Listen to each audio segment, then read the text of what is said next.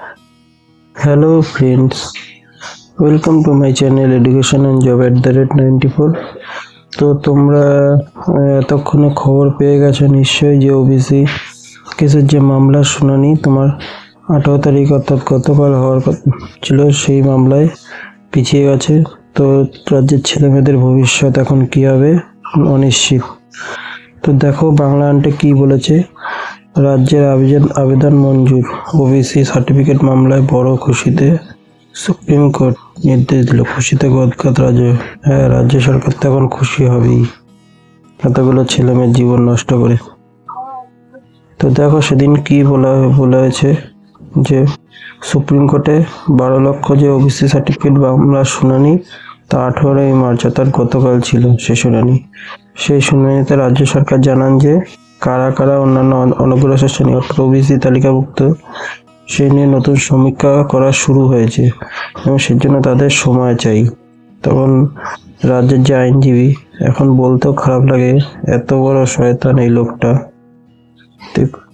তিনি নতুন সমীক্ষার কাজ শুরু করেছেন রাজ্যের নির্দেশ মতো, তাই বলছে সে মামলায়। আসলে সমস্ত ছেলেমেয়েদের জীবন নিয়ে যেভাবে ছেলেখেলা করছে এরা, ওবিসি মামলায় কি বলছে, ওবিসি সার্টিফিকেট কেসের যে আবেদন সেটাকে তারা সময় চেয়েছে। তো সুপ্রিম কোর্টে রাজ্য সরকার জানিয়েছে যে সব আদালতের নির্দেশ মোতাবেক হচ্ছে। এই অবস্থায় ওবিসি মামলার শুনানি 3 মাস পিছিয়ে দেওয়ার আর্জি জানানো হয় রাজ্যের তরফে, তাতে সায় দিল সুপ্রিম কোর্ট।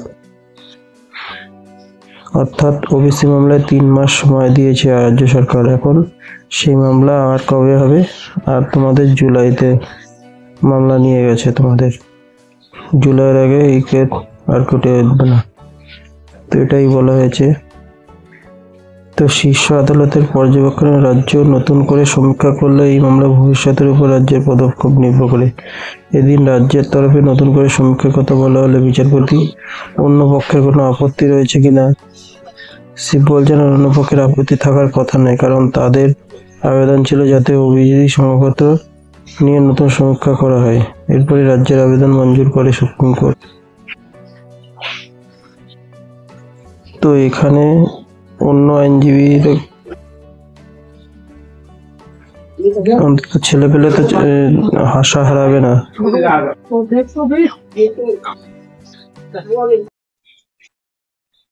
তো তোমরা জানো সবাই যে 2011 সালে যে ক্ষমতা আসার পর 77টি পিছিয়ে পড়া সম্প্রদায়কে ওবিসি তালিকাভুক্ত করা হয়েছিল। বলতে খারাপ লাগলেও এই 77টি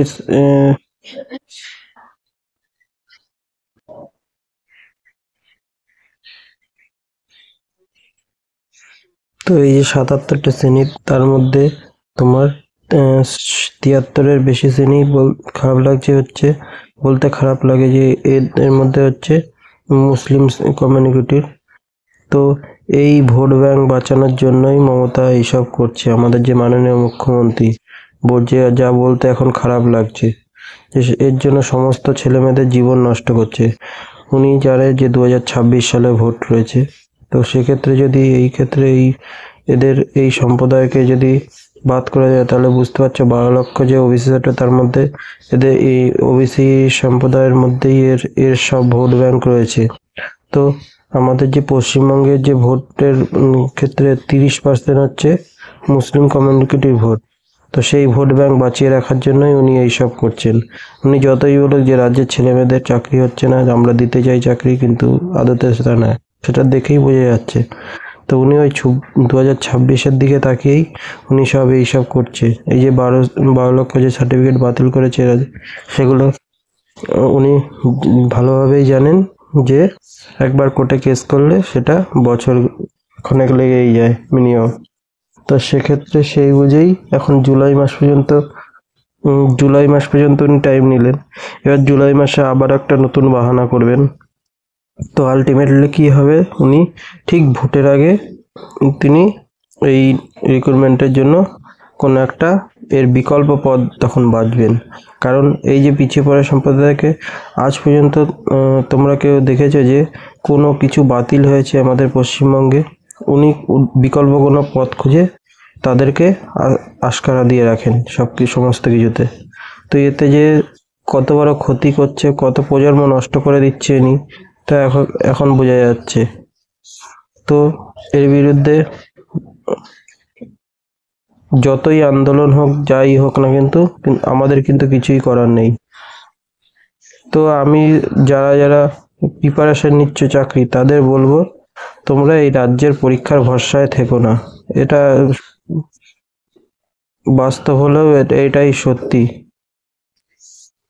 তোমরা যদি এই সরকারি চাকরি পরীক্ষা, এই রাজ্যের পরীক্ষার জন্য বসে থাকো, তাহলে তোমাদের চাকরি পেতে খুব ভোগান্তি আছে।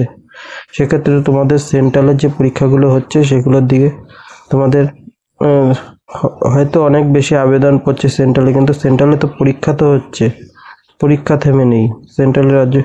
তোমরা যারা পুলিশের পরীক্ষার জন্য প্রিপারেশন নিচ্ছ, তারা সেন্ট্রালের যে এসএসসি জিডি আছে, আর্মি আছে, কত কিছু রয়েছে, সেগুলোর জন্য তোমরা প্রিপারেশন নাও, সেদিকে তোমরা ফোকাস করা শুরু করো।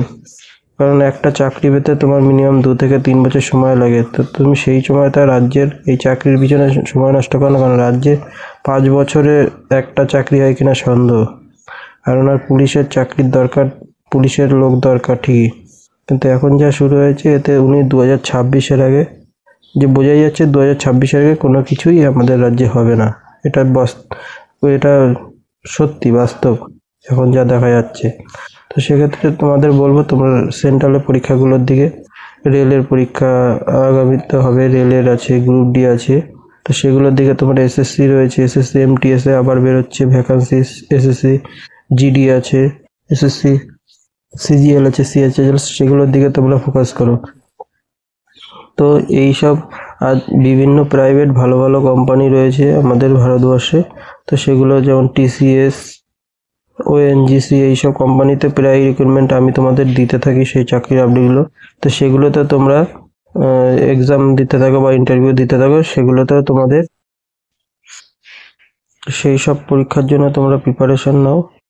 তো শুধুমাত্র রাজ্যের ভরসায় তোমরা বসে থেকো না, আমি আগেই বলছি।